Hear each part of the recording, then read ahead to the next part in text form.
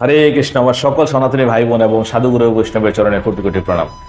আজকে আপনাদের আমি শোনাবো শ্রীমদ্ ভগবদ গীতার 1 নম্বর অধ্যায়ের মাহাত্ম্য কথা। অর্থাৎ শ্রীমদ্ ভগবদ গীতায় যে 18টি অধ্যায় আছে, এর তো মাহাত্ম্য আছেই, কিন্তু 18টি আলাদা আলাদা অধ্যায়ের আলাদা আলাদা করে মাহাত্ম্য কথা আছে। কোনো এক সময় মাতা পার্বতীজি মহাদেবজিকে এই প্রশ্নটা করেছিলেন যে, প্রভু আমি শ্রীমদ্ ভগবদ গীতার মাহাত্ম্য কথা শুনতে চাই। তখন মহাদেবজি বললেন, ঠিক আছে, তাহলে আমি তোমাকে কিছু কথা শোনাচ্ছি। বললেন যে কোনো এক সময় ক্ষীরসাগরের মধ্যে ভগবান বিষ্ণু শায়িত ছিলেন, আর মাতা লক্ষ্মী ওনার চরণ সেবা করছিলেন। মাতা লক্ষ্মী বলেন ভগবান শ্রীবিষ্ণুকে যে, প্রভু এই সমগ্র ব্রহ্মাণ্ড রেখে, এই সমস্ত ঐশ্বর্য রেখে আপনি কি করে নিদ্রা যান? তখন ভগবান বলেন যে, দেবী তোমার একটু মনে হতে পারে আমি নিদ্রা যাচ্ছি বা ঘুমাচ্ছি, কিন্তু আমি কখনোই ঘুমাই না, আমি তো মাহেশ্বর তেজকে অনুভব করছি। তখন মাতা লক্ষ্মী বলেন, সে মাহেশ্বর তেজ কি? বলে, সে মাহেশ্বর তেজ হলো অজর অমর এক ঈশ্বর। আমি সর্বভূতে বিরাজমান।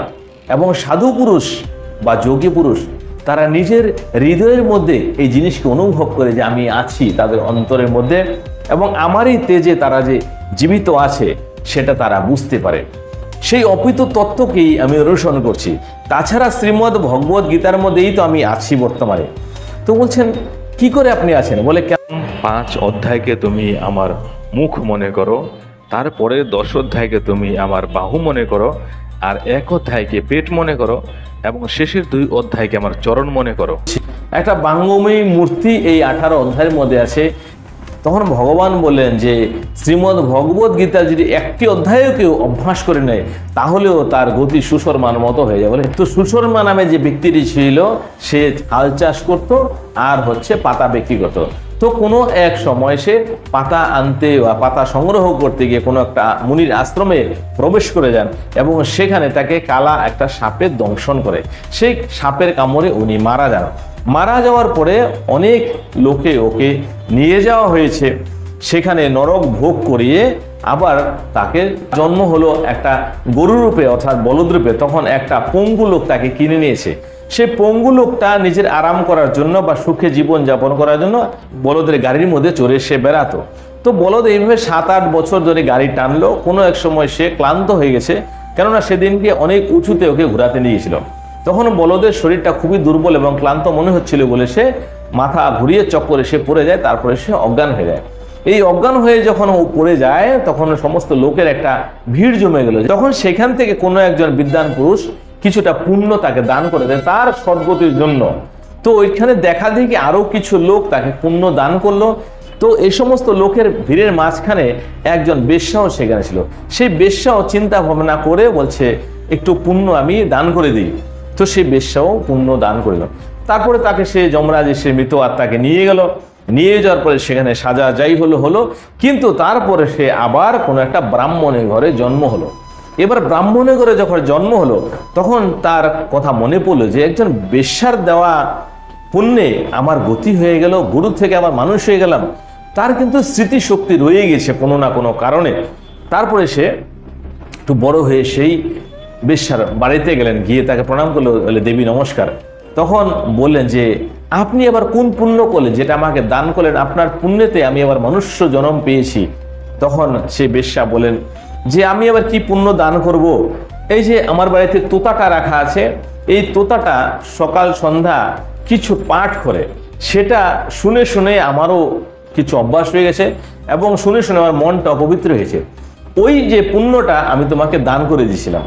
তখন সে তোতার কাছে গেল, সেই ব্রাহ্মণ আর সেই ভদ্র মহিলা মানে বেশ্যা, উনি গেল, গিয়ে বলে, আচ্ছা তুমি কি বিড়বিড় করে বলো যে তোমার পুণ্য, তোমার কথাতে এই দেবী পুণ্য অর্জন করেছে, এবং তার সেই পুণ্যের ফলের পরে আমি আবার গরু থেকে মানুষ হয়েছি। তখন সেই তোতা বলল, দেখো আগের জন্মে আমি একজন মহান বিদ্বান ছিলাম, কিন্তু এতটা বিদ্বান থাকা সত্ত্বেও আমার ভিতর অহংকার কম ছিল না। আমি সদ্গুরুর অপমান করতাম, আরো ভালো ভালো জ্ঞানীগুণী পণ্ডিত অপমান করতাম। সেই জন্য আমাকে তোতার ঘরে জন্ম হতে হয়েছে, এবং তোতা তো আমি হয়েছি। তারপরে আবার ছোটবেলায় আমার বাবা মা হারিয়ে যায়, আমি অনাথ হয়ে যাই। তো কোনো এক সময় এই গ্রীষ্মকালে আমি রাস্তার মধ্যে পড়েছিলাম, আর কিছু মুনি ঋষি যাচ্ছিল দিক দিয়ে, তখন আমাকে উঠিয়ে নিয়ে যায়।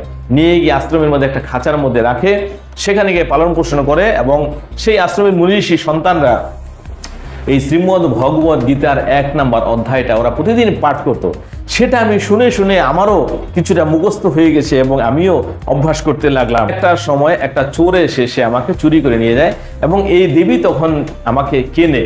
তারপর থেকে আমি এখানে এসে সেই শ্রীমদ্ ভগবত গীতার 1 নম্বর অধ্যায়টা আমি শুধু পাঠ করতাম এবং আবৃত্তির মতো করে। তো ওই কথাই শুনেই এই দেবীর অন্তর শুদ্ধ হয়েছে এবং আমিও আগের দিনে বিদ্বান ছিলাম, কিন্তু আমি বিদ্যাকে খুব অহংকার করতাম, সেজন্য আজকে আমার এই গতি হয়েছে। এই কথা শুনে তখন বললো, আচ্ছা এই শ্রীমদ্ ভগবত গীতার 1 নম্বর অধ্যায় পড়ে মানুষ অন্য কোনো জনিতে কিংবা ফিরে মনুষ্য জনিতে আসতে পারে।